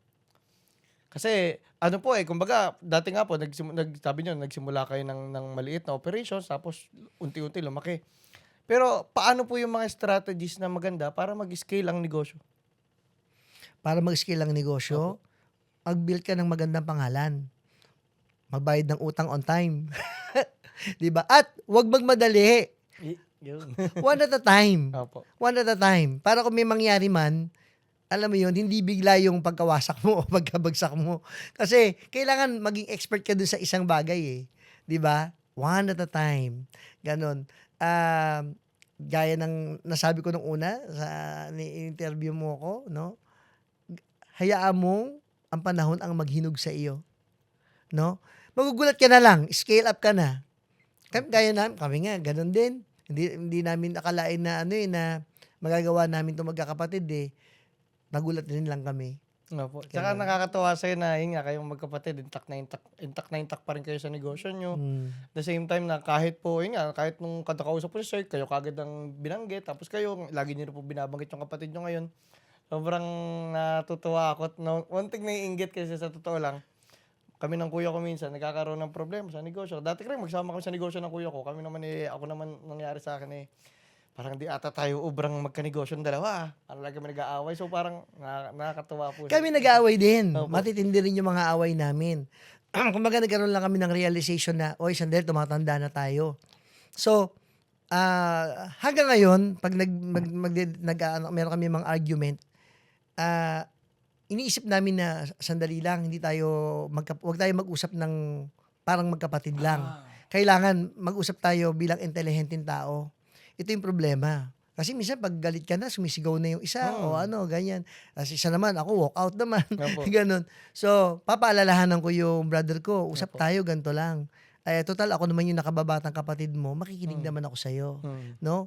Ang pakiusap ko lang, ganun din, reciprocated yung ating communication. Makinig ka rin, ganun. So hanggang sa dahil ang tone namin bumaba na yung tone ko, yung tone niya bababa na rin. Opo. Yun, usap na kami hanggang sa makakuha na kami ng magandang resulta.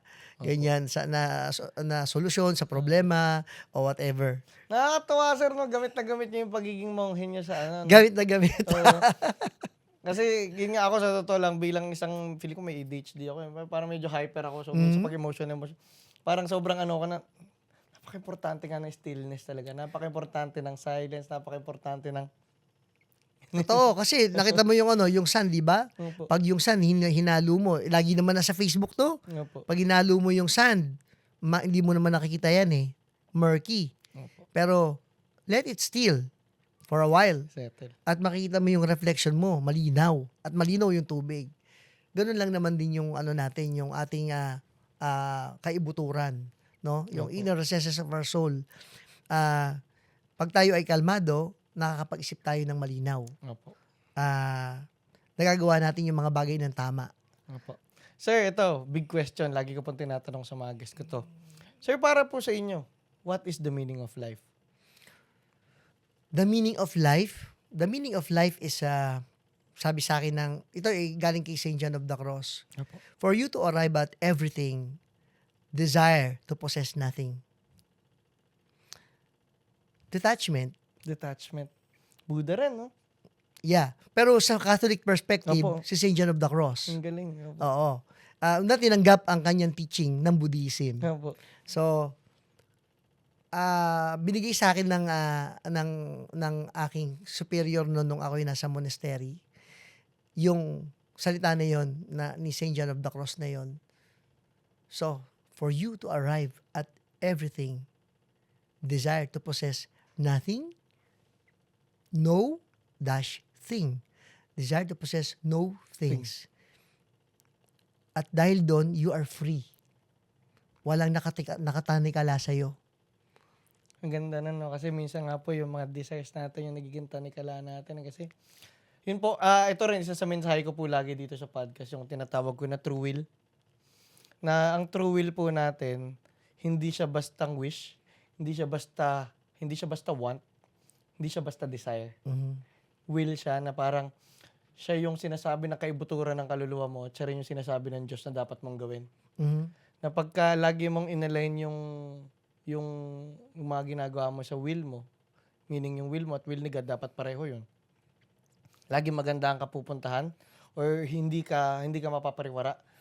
At the same time din, pag yung mga gusto mo, hindi mo masyadong pinag-isipan, nagiging mere desire lang siya, nagiging mere want lang siya, na hindi mo nalalaman kung talaga, ito ba talaga yung kailangan at gusto mo. Nagiging mababaw na klase ng pagkagusto. Maraming napapahamak na tao dahil sa ganun. Totoo yun. Be careful what you wish for. No? Totoo yun. Be careful what you wish for. Kaya, ayun lang siguro para maging masaya ka sa buhay mo. Kasi ang dami nga nating gusto eh. At the same time, alam mo, kunyari, ikaw ay, ngayon no, sa politika natin, magulo. So, yung iba, nakulong. Yung iba, alam mo yun, iba rin, nagkasakit. No? Bukod sa politika, yung mga tao nasa deathbed, ganyan. Yung mga tao na betray, napagtaksilan. Yung mga bagay na yon pag nag-isa ka na lang, sila, no? O nasa kama sila ng karamdaman, yung iba doon, naiisip nila na ito lang yung kailangan ko. Hindi pala yung yaman o whatever. Ito lang pala. Kung ang bawat isa ma-realize lang o makamtan ang ganong antas ng pag-iisip na maabot nila yon na wala silang ibang kailangan kundi mabuhay lang ngayon. Opo, ito. Oo, Present. ganun. Ngayon. At hindi magpapasaya ang anumang bagay, no? Opo. O to detach yourself from everything. Sabi nga, lasapin mo ang tubig, masarap. Opo. pumunta ka sa flower field, amuyin mo yung Ay, ano, naku po. napakabango ng mga damo, 'di ba? Umupo ka sa dalampasigan, tignan mo ang kabundukan, tignan mo ang dagat. Yung mag-isip ka, yung nakikita mo yung gawa ng Diyos, no? Opo. Ang lahat ng kamangha-mangha, Kamangha-mangha talaga. 'di ba? Awesome. Awesome. So, lahat na binigay na sa'yo eh, Opo. 'di ba? Pwede ba ako magbigay ng quote sa Salmo? Siyempre po. O to, yung sa Salmo 23, 'di ba? Awit 23. The Lord is my shepherd. I have everything I need. There's nothing I shall want. Hindi natin naiintindihan, there's nothing I shall want. Biro mo pangako na ng Diyos sa atin 'yon. Ang Panginoon ay aking pastol. Nasa sa akin na ang lahat. 'Di ba? Ayun ang ibig sabihin ng there's nothing I shall want. Ano pa ba hinihingi mo?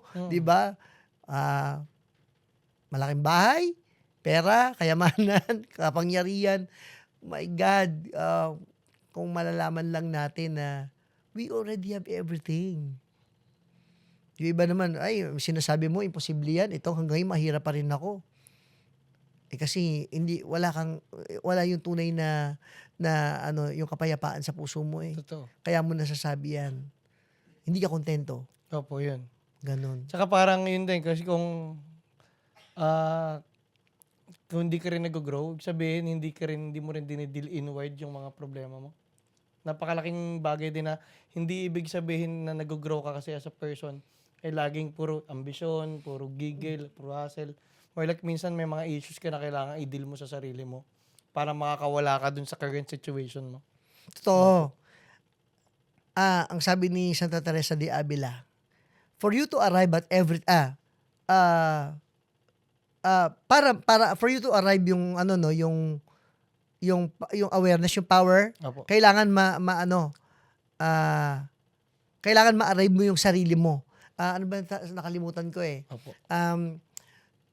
Self-knowledge. Ayun. Kailangan for you to arrive nung sa mga bagay-bagay, kailangan yung ikaw muna. Awareness. Yung self-knowledge mo.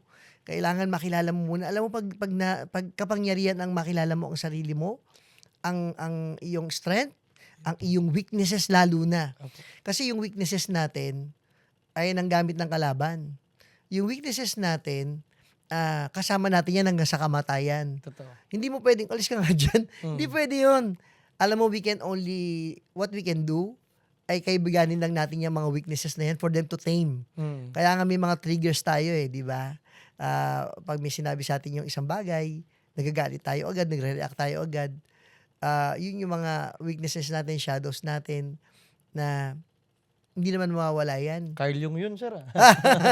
Pero ano lang, iano mo Opo. lang siya, kaibiganin mo lang, tame, Opo. ganyan. Yung parang shadow work ni Oo. Carl Jung sa psychology. Yes. Opo. Alam mo naman, psychology student Opo, tayo. yun nga, kaya nga, sabi ko.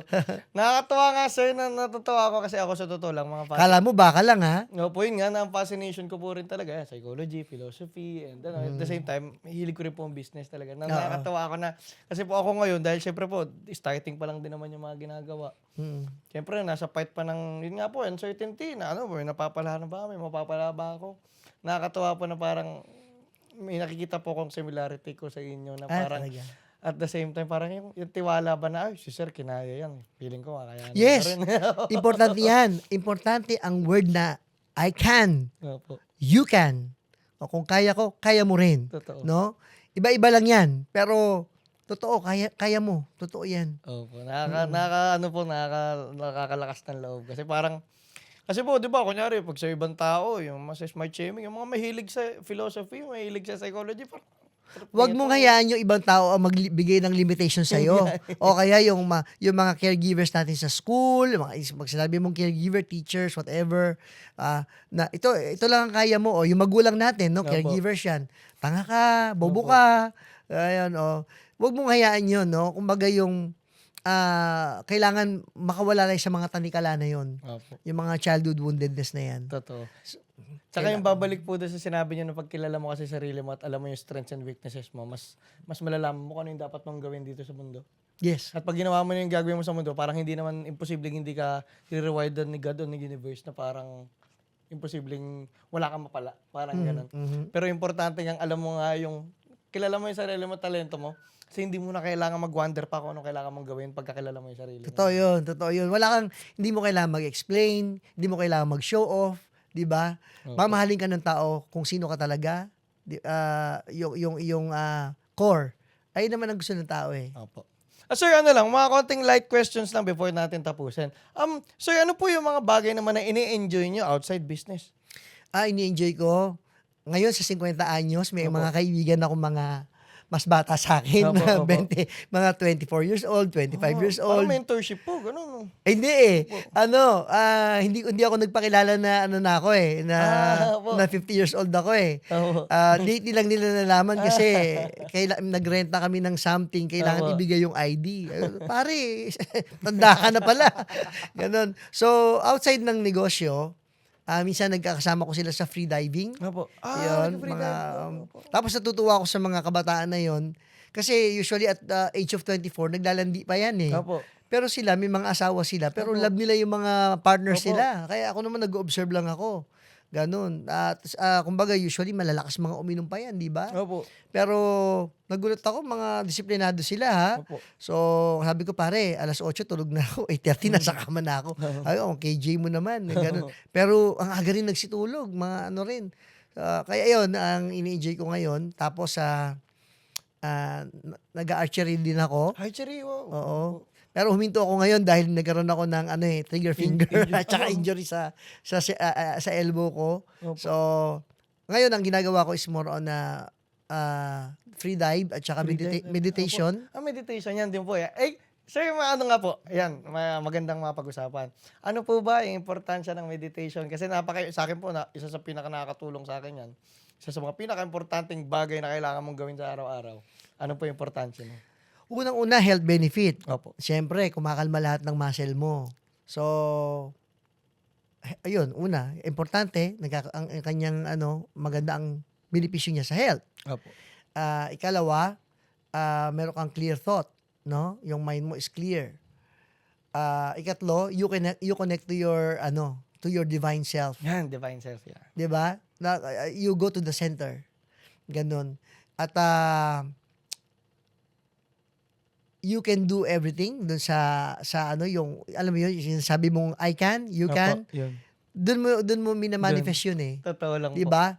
At kung malinaw ang iyong internal, yung kalooban, maayos, maliwanag sa outer, ganun din. Mag-expand yung light. Oo, na yung countenance mo nag-radiate yan. Opo, totoo. So, ayun ang nakakatulong sa akin sa meditation. Opo. At pag nagbigay ka ng desisyon bilang leader, so malaking tulong yung meditation. Opo. Sir, matanong ko lang, dati po dun sa monastery, ginagawa niyo rin po yung mga heart radiation.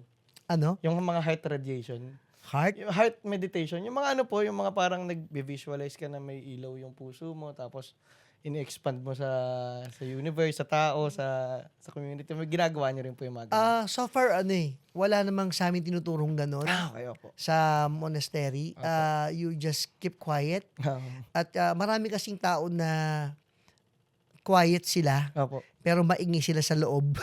Ako, hindi ako. Maingay ako sa loob. maingay ako ang sa labas, maingay ang mind. Opo. Maingay ang, alam mo, pag tinignan mo sila, hindi siya kasalita. Pero maingay siyang tao. Ganon. Monkey mind, no? Dapat kasi pareho yun. Kung ano yung nasa labas, nasa loob, ganon din. No? So, yung dapat na Opo. yung sinasabi mo kasi sa meditation, yung apophatic and cataphatic meditation. Tapo pero iba-iba kasi kasi po yung sa akin galing din sa isang organization na ayun po may iba't ibang klase ng meditation kami sa loob ng isang araw. Ignatian, mga ganon. Opo, Yung mga gumagamit ng mga music, Opo. gumagamit ng mga imagery. Opo. It helps. Pero darating sa punto, as you advance, wala na. Wala na. Yun nga po Darating ka wala na. Wala na. Tumigil ka lang. Oo, wala na. At punong-puno ka ng grasya, punong-puno ka ng kapayapaan. Opo. Tsaka may share ko lang din po sa akin sa experience ko po. Yung mga tinatawag ko nga pong bulong. Mhm. Bulong ng Diyos o ng universe. Sa meditation nangyayari. Talaga. So parang kunyari po itong pagpo-podcast ko sa gitna po ng meditation ko parang na-realize na okay, kailangan ko nang gawin to. Mhm. Kailangan ko na simulan agad. Parang gano'n. Oo, totoo yun 'no, yung, lahat naman kasi ang tao kasi, ang gusto nila magkaroon ng himala. Opo. So 'pag sinabi mong himala, yung bulag nakakakita, yung pipe nakakapagsalita, yung bingi nakakadinig, ang patay nabubuhay. Hindi gano'n yung himala, eh. Ang himala araw-araw paggising mo sa umaga, himala, 'no, at humihinga ka wala kang oxygen, himala. Nandiyan ang mga magulang mo, mga mahal mo sa buhay, kapatid mo, himala. Opo. 'Di ba? Kumain ka ng breakfast, himala. Opo. Nakakalakad ka, himala. 'Di ba? Nagpupo ka ng maayos, hindi ka nahihirapan, himala. Opo. No? So, sa lahat ng bagay nakikita natin yung himala.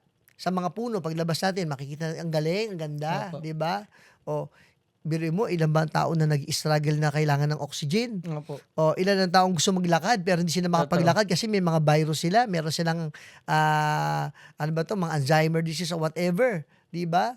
O, mga pamilya na watak-watak, 'di ba, na gusto nila mabuo ang pamilya nila o whatever, pero hiwa-hiwalay. Totoo O, 'di naman. ba? Maraming nagde-desire ng gano'n, eh. Ah, masyado kasing grand ang ano natin sa himala, eh.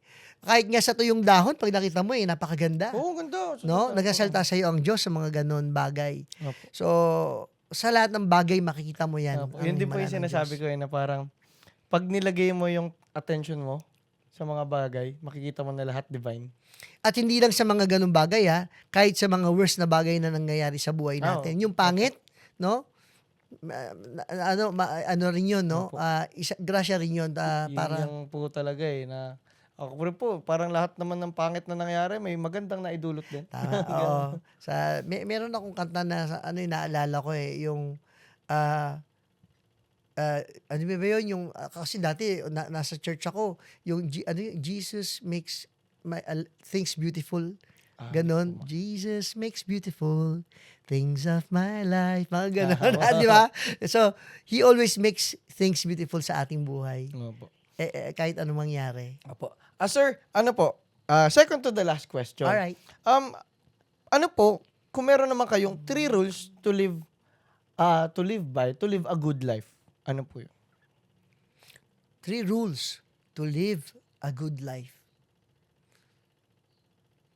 Ano ba 'tong mga rules? Medyo mahirap ang tanong mo, pero, sasagutin natin. Sige po. Siguro, gaya ng nasabi ko kanina, mabuhay ka lang ngayon. Ikalawa, maging biyaya ka sa buhay mo, 'no? At, ibahagi mo yung biyaya na yon kung anong meron ka. Ikatlo ay maging refleksyon ka ng pag-ibig ng Diyos. Yun. Iyon. Opo. At, 'pag nakita sa'yo yun ng tao, kapayapaan, compassion, forgiveness, it will just follow. Opo. Tsaka nga po, pag yung naging reflection ka ng pagmamahal Pag-asa. ng Diyos, mamahalin ka rin ng tao. Totoo. At ang taong minamahal, lagi masaya naman. Oo, totoo yan. Opo. Sir, ito, last question. Sir, ang RSRH Livestock Corporation po, malaki na. Mhm. Napakalawak niya na. At kayo rin po, sabi niyo nga po, 50 years old na kayo. Nasa success na po kayo. Mhm. Pero para sa inyo po, ngayon, ano pa po yung mga further goals niyo? Further goals? Opo. Ang further goals namin, makapagbigay kami ng premyado at kalidad na karne sa buong Pilipinas, sa bawat Pilipino, 'no, sa bawat pamilyang Pilipino na hindi masakit sa bulsa. 'No? Sa hirap ng buhay, nako, ayaw na natin dumagdag diyan sa problema ng politika, problema ng bansa, ayaw na natin dumagdag diyan. Iyan ang isa naming misyon, 'no? Hindi ko man kayo ma-reach na ngayon sa inyong mga tahanan, pero baka ma-reach ko kayo sa sa hapagkainan nyo, Mm. no? Na makapagbigay kami ng mga masasarap na mga baka, Opo. no, ng mga karne na talaga naman mapagmamalaki ng Pilipino. Opo, sa totoo lang. Sir, ko mai-share ko lang po na kasi nga po hilig ko yun yung gagawin ko po. Bibili ako sa inyo. Tapos pagluluto ko yung mga kaibigan ko. Tapos marami kami dito, mga 12 kami magkakaibigan. Tapos iba-ibang batch pa ng kaibigan. May batch ako ng kaibigan sa college, may batch ako ng kaibigan, kami nila Jimbert, tsaka yung mga tropa ko ng high school. Yung gagawin ko po yun, yung magluluto ako ng steak Ah, para sa kanila. Isa po yun sa mga pinakamasasayang memory at ginagawa namin magtotropa. So parang yun nga po na parang maaring sabihin na nagkakatay lang kayo ng baka at nagbebenta ng baka, pero sa totoo lang yung impact po ng mga ganong ginagawa niya po sa amin, na ako mismo na, kaya nga po sobrang fanboy ko ng Ares. Alam ni Jimboy yan. Opo. talaga. Opo, last camping po namin, Ares-RH ang kinakain namin. Talaga. Tsaka sa totoo lang po, kasi pag napupunta talaga ako doon, minsan 2-3 linggo, puro baka lang pagkain ko araw-araw.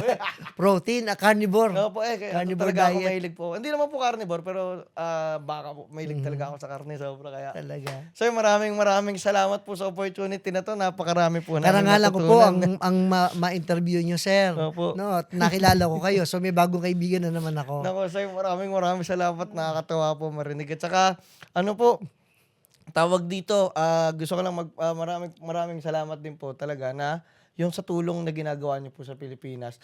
Maaring hindi niyo po siya nakikita na tulong sa Pilipinas, pero yung yun nga po, yun na minodernize niyo yung industriyang dating naging traditional na hindi na nagkaroon ng growth. Nag-contribute po kayo dun sa pag-spearhead kung bakit pwedeng mapunta yung Pilipinas sa klase ng pagpa-farm o klase ng sa mundo ng agriculture na talagang may pagmamalaki na nga natin, na hindi yung tipong, ano ba yan? Bakit sa Australia ganito yung baka? Bakit sa New Zealand ba't ganito yung baka? Magulat tayo sa Pilipinas, may ganito na rin. Kaya natin Opo, eh. Kaya. Oo, nagulat din kami. At kaya nga kami pinapunta inimbitahan sa Opo. Australia, sa Perth, yung kamakailan. At doon ay nagsalita ako, nagbigay ako ng presentation.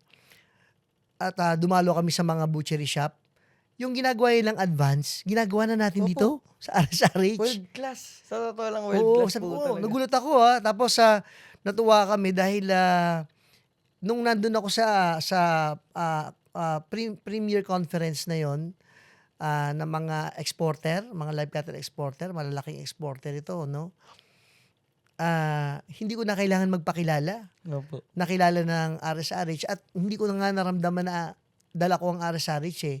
Pilipinas. Pilipinas ang naramdaman ko. Opo. Sabi ko kailangan tsaka yung goal na hindi yung kay RSRH na wala sa isip ko. Opo. Ang goal namin na mga kapitbahay, yung Pilipinas, suportahan nyo buhayin natin yung importation Opo. ng kayong mga exporter dito Ganun yung naging parang alam mo yun, yung naging bridge ka ng ng negosyo, ng trade, no? Totoo. Kasi kumbaga yun nga pinapaunlad nyo po yung industriya, at ako po sa perspective na isang nerd din sa economy, sa economics and all, na yun po yung sa totoo lang napaka-importante po na yung mga negosyante nung nagsisimula ay gumaya po sa inyo. Oo. Na kumbaga na yun nga po yes, may mga traditional na way na kumikita naman, umuubra talaga dito sa Pilipinas. Pero yung growth na gawin mong science-based, Yes. o lagi ka pang mag-grow, na kumuha ka ng mga natutunan ng ibang bansa at na i-integrate mo dito para mas mag-grow din tayo, para hindi tayo lagi naiiwan. Totoo yun. Kasi yung problema natin, Oo, nagpapaiwan no, talaga tayo. papaiwan tayo, no? At tinatanggap na natin, yun yung kasi yung masakit eh. Yung tinatanggap na natin yun na parang, Pilipino lang tayo, ba't natin gagawin yan? Ba't kaya natin yan? Ang dali-dali mag-import. Parang ganun. Totoo yun. Kaya nga tayo naimbitahan doon kasi sila man ay nagulat na yung Pilipinas, ginawa nila, yung tinuturo natin, Opo. At yung iba kasi hindi ginagawa, napuputol dahil syempre mga malalaking kumpanya hanggang gitna lang. Kami, pag may tinuro, gawin natin. No, Totoo. excited kami. At kaya naman nagkaroon ako ng binabahagi ko yun sa vlog ko. Kasi pinapakita ko yung mga best practices. Opo. Yun nga po, doon nga ako natutuwa sa pero bago ka, Jim, yung kalendaryo pala po. Doon nga po ako natutuwa sa inyo, sir, na na nagba-vlog din kayo nung mismong operation siya po, mismong ginagawa nyo, kasi kumbaga hindi nyo pinagdadamot sa Hindi kami knowledge. nagdadamot. Pinapakita ko pa yung Opo. operation namin eh. Kasi kumbaga, yun nga po na yun po nakita ko rin sa mga Chinese din, na hindi sila madamot sa knowledge. Aha. Na nakita ko po sa inyo na yun nga po na hindi nyo kailangang itago. Pero hindi ako Chinese Ayun nga po, hindi. Kumbaga po, kung makikita natin sa mga Chinese na nila sa pagninegosyo, kaya rin naman sila maraming successful. Kasi ganun nga po sila. Hindi sila crab mentality. nagtutulungan sila paano sila magpapaunlad at Tama, lahat oo. sila nagbe-benefit dun sa tulungan nila. Tama. So, yun nga po, yung perspective nyo na hindi nyo pinagdadamot yung knowledge na nagagawa nyo, in the long run po, sabihin na natin kahit ba hindi na monetary rewards, yung impact po na ginagawa nyo dito Totoo sa yan. mundo. Kasi para sa Pilipinas to eh. Opo. 'Di ba? Hindi lang para sa amin 'yan. Maganda 'yan, kailangan ibahagi mo, Opo. 'di ba? Para bumalik sa iyo Opo. hindi lang thousand-fold, million-fold, Totoo. 'di ba? Tsaka yun po, na parang kung yung mga tao po na kahit sa iba't ibang negosyo, kahit sa iba't ibang larangan, kung gagamitin yung blueprint na gano'n na hindi ka makontento na kung ano na yung ngayon, kailangan dapat lagi nag-grow, lagi natututo, lagi nag-aaral ng bagong update. Yes. Napaka-importante po, napaka-importante na sana yung mga farmers and mga ano natin dito, Oo. subukan na yung kung mangangarap sila sa mundo ng agriculture, sa mundo ng kung ano man, lagyan na kanila na punta na tayo sa modern. Na hindi tayo iba. Na kung ano ang utak ng Pinoy, yun din ang utak ng iba. So kung kaya nila, kaya rin natin. Magaling ang Pilipino eh. Opo, magaling po. Kailangan lang talaga natin ng disiplina at syempre panawagan natin yung korupsyon na tigilan na para lalo tayong umunlad at makagawa tayo ng mga mas malalaking bagay. Opo. Sir, maraming salamat po sa oras at yung mga knowledge nyo. Sir, bago po natin tapusin to, meron po palang regalo yung isa po sa mga kaibigan namin at sponsor, yung Imprenta 31. Ano po sila? Ito po, align din po sa mission namin. Parang alam ko to, parang yung mga Opo. Pilipinas na Ay, luma. mga Pilipino po, Oo, opo. nakita ko to sa Facebook. Sabi ko, alam mo ba, sabi ko gusto ko magkaroon ng ganito. Ay, sakto. Sakto. Actually, last week ko lang siya nakita. Ito sila. So maganda to. Ayan. Oh, naku, dapat magkaroon tayo ng ganito sa mga opisina natin kasi Opo. napakaganda nito. Ano po kasi, kumbaga, kaya rin po Salamat. sila nakipag-partner sa tent, sa EPE kasi po nakikita rin nila yung nga po, yung Filipino pride. Mhm. Na yun po yung pinaka-goal nila na sa mga simpleng bagay, katulad ng kalendaryo, tsaka mga notebooks, na yun, nakikita natin yung artistry. Mhm. So yung parang, pwede natin makita na, ang kultura ng Pinoy mayaman, at saka maganda. Oh, totoo yan. Kasi tayo nga po, lately, di ba, parang lagi na natin, ang baba na ng tingin natin sa sarili natin. Mhm. So parang yun po yung sinusubukan nila. So nakakatawa po na tayo. Salamat dito ha. Opo. Kasi gusto ko talaga magkaroon nito. Nakakatuwa. Biruin mo, inisip ko lang. Opo. Ito na ngayon. Salamat din sa gumawa nito. Imprenta 31 po. Imprenta 31. Sir, maraming salamat po talaga sa oras na to. Nako, sobrang saya ko po talaga sa podcast na to. Salamat po. Salamat din po. Okay. Yeah!